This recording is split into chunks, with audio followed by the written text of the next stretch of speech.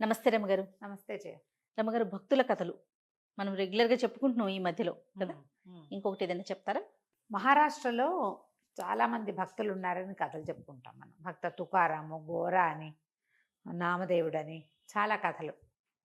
అయితే ఈ భక్తుల్లో చాలామంది పురందర విఠలుడు ఈయనెవరు మన పురందరదాస్ కూడా అలా అటుపక్క వాడే కదా! కర్ణాటక, మహారాష్ట్ర అవునవునవును. ప్రాంతానికి చెందినవాడు. హ్మ్. హ్మ్.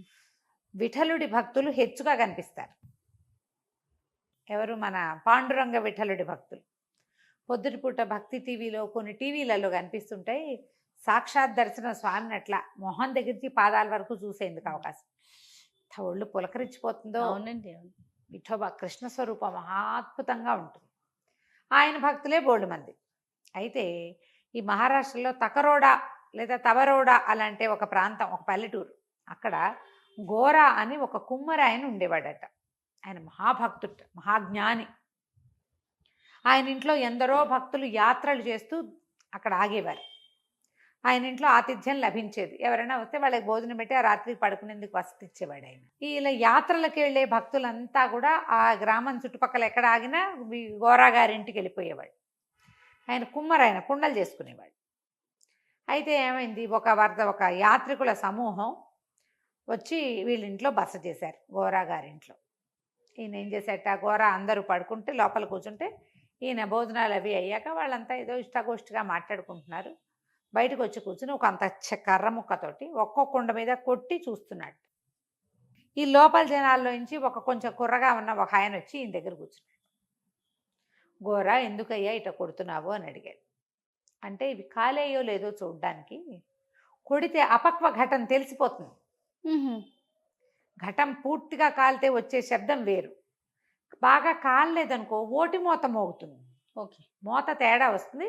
ఒక్కో కుండ కొట్టి చూసి, లేకపోతే మరి మనం అమ్ముతాం కదా, హ్మ్. హ్మ్. కుండలు అమ్ముతాం.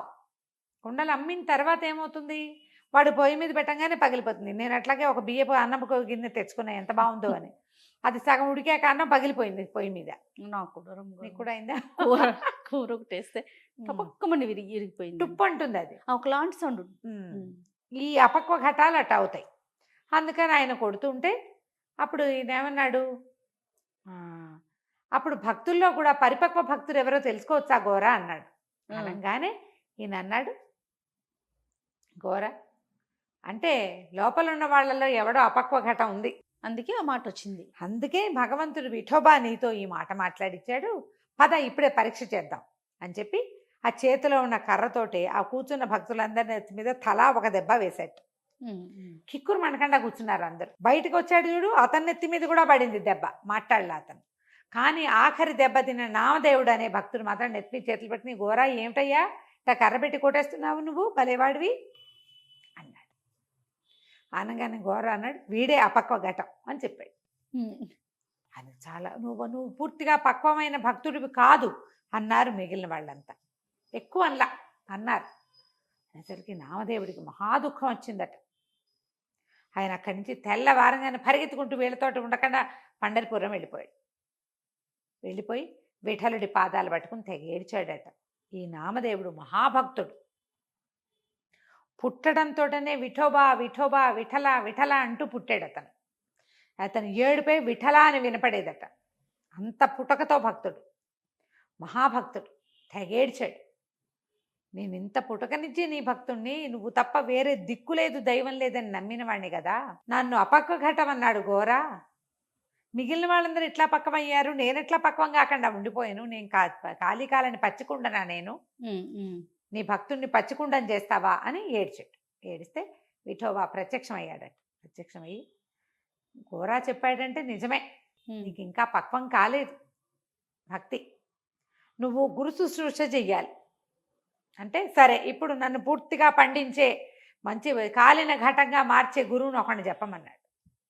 అయితే ఏమన్నాడు, నాగనాథ స్వామి దేవాలయంలో వీసోబా అని ఒక గురువు ఉన్నాడు, నువ్వు ఆయన్ని ఆశ్రయించు, వీసోబా దగ్గరికి వెళ్ళు, ఆయన నీకు జ్ఞానబోధ చేస్తాడు, నువ్వు ఇంకా అప్పుడు పరిపక్వమైన భక్తుడిగా మారుతావన్నాడు. నామదేవుడికి బాధగా ఉంది, కానీ విఠోబా తనంతటి తను విఠలుడు చెప్పిన మాట కాదని ఎట్లా అంటాడు. అట్లాగే అని వెళ్ళాడు.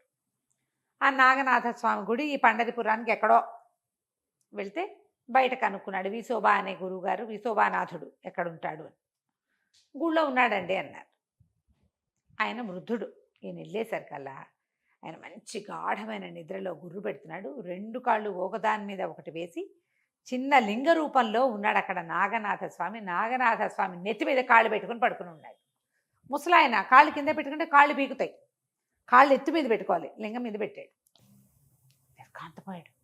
అయ్యో అయ్యో లింగం మీద కాళ్ళు పెట్టావు, లేపేశాడు. అయ్యో లింగం మీద కాళ్ళు పెట్టుకున్నారండి మీరు అనేసరికల్లా ఆయన అన్నాడు, ఏమిటో నాయన కాళ్ళు పీకులు వృద్ధుణ్ణి, ఎత్తుగా కాళ్ళు పెట్టుకోవాలి, లింగమో ఇంకోటో, సరే ఇప్పుడు నేను లేవలేను, నాకు అసలు ఓపిక లేదు, నువ్వే కాళ్ళు జరిపి పక్కన పెడదు అన్నాడు. అనగానే మన నామదేవుడు ఏం చేశాడు, ఆయన కాళ్ళు పట్టుకుని ఇంకో పక్కకి జరపంగానే అక్కడ టింగుమని ఇంకో చిన్న లింగం ప్రత్యక్షమైంది. అటు కాదని ఇంకో పక్కకి జరిపాడు.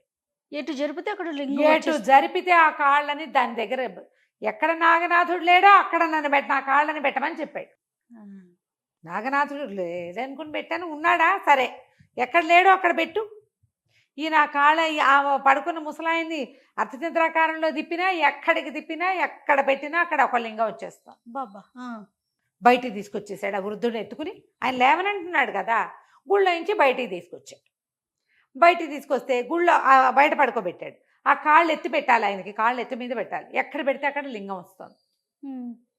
చివరికి ఏం చేశాడు, చిచ్చి ఇట్లా కాదు, నేల మీద పెట్టే లింగాలు వచ్చేస్తున్నాయి, ఏమిటో నా నెత్తి మీద పెట్టుకుందామని ఆయన బాస్పెట్లు కూర్చొని 2 కాళ్ళు ఎత్తి దాన్ని నెత్తి మీద పెట్టుకున్నాడు.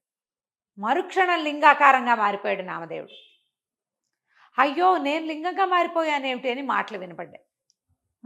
అప్పటిదాకా వృద్ధ రూపంలో పడుకునున్న వీసోబా గారు పుష్టిగా లేచి కూర్చున్నాడు. ఎందుకంటే నీలోనూ భగవంతుడు ఉన్నాడు నామదేవా, భగవంతుడు లేనిది ఎక్కడ అనగానే లింగ రూపంలో ఉన్న నామదేవుడు నార్మల్గా మారిపోయాడు. అదేమిటి గురుదేవా అన్నాడు. అవునాయన, భగవంతుడు లేనిది ఎక్కడ, నువ్వు పుట్టుకతో విఠల నామధేయంతో పుట్టావు, సర్వాంతర్యామి కదా? సర్వాంతర్యామి. ఆయన నీకేంటి దేవుడు అంటే విఠోబానే దేవుడు అనుకుంటున్నావు. విఠోబానే దేవుడు కాదు, సమస్తమైనది, సమస్త జీవరాశి దైవమే. ఘోర ఇంట్లో దెబ్బలు తిన్న భక్తులందరూ ఆ కర్రని భగవంతుడిగా భావించారు, భగవంతుడే ముట్టుతున్నాడని నమ్మారు. నువ్వు నమ్మలా, నువ్వు నెత్తికి చేతులు అడ్డం పెట్టుకున్నావు, ఆక్రోశించావు, నన్ను కొడుతున్నావేమిటి అని. ఏది చేసినా భగవంతుడే అని నమ్మిన వాడే పరిపక్వ ఘటుడు, పరిపక్వమైన భక్తుడు, జ్ఞాని. అయ్యొచ్చినా పై వచ్చినా నీకు బంగారం లభించని, మట్టి ముద్ద లభించని, అది భగవంతుడి ప్రసాదం అంతే. అలా అనుకున్నవాడే నిజమైన భక్తుడని. నువ్వు విఠోబా నువ్వేమనుకున్నావు, పండరిపురంలో ఉన్నవాడే దైవం అనుకుంటున్నావు. కాదు, దైవం ఎల్లెడలా ఉంటాడు. ఆ గుళ్ళో ఆ విగ్రహమే దేవుడు ఎందుకు అయ్యాడు? ఆ దేవుడే కదా అన్ని చోట్ల ఉన్నాడు. నీలోనూ నాలోనూ ఉన్నవాడు కూడా అదే దేవుడు.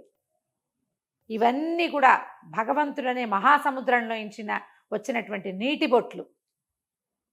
ప్రతి నీటి బొట్టు సముద్రమే, ప్రతి ఉప్పగానే ఉంటుంది. దాని ఉప్పదనాన్ని తెలుసుకోవాలంటే దాని లోపలికి వెళ్ళాలి. నువ్వు నేనన్నది మర్చిపోవాలి, అది మర్చిపోతేనే ఇది కుదురుతుంది అనగానే పురందర ఆయన విఠలుడు, పాండురంగ విఠల విగ్రహం స్వరూపం అక్కడ ప్రత్యక్షమైందట. నామదేవుడు భగవంతుడి కాళ్ళు పట్టుకున్నాడు. నాకు ఇప్పుడు అర్థమైంది అంటే, ఇక నువ్వు పూర్తి జ్ఞానివి, ఈ ఒక్క పాయింట్ నీ బుర్రలో లేదు కాబట్టి నువ్వు పరిపక్వ ఘటానివి కాదు, అపక్వ ఘటంగా మిగిలేవు. ఇది నీకు తెలిస్తే, ఇది ప్రత్యక్షంగా నేను చెప్తే నీకు అర్థం కాదు, ప్రత్యక్షంగా చూస్తేనే నీకు అర్థం అవుతుందని నేను ఇక్కడికి పంపించానని చెప్పాడు భగవంతుడు. నామదేవుడు మహారాష్ట్రకి సంబంధించిన ఆ ప్రాంతానికి చెందిన భక్తుల్లో మహాభక్తుడుగా చెప్తారు ఆయన్ని. ఆయన కీర్తనలు, మహాద్భుతమైన కీర్తనలు ఉన్నాయట, మరాఠీలో అభంగాలుగా రాశారు.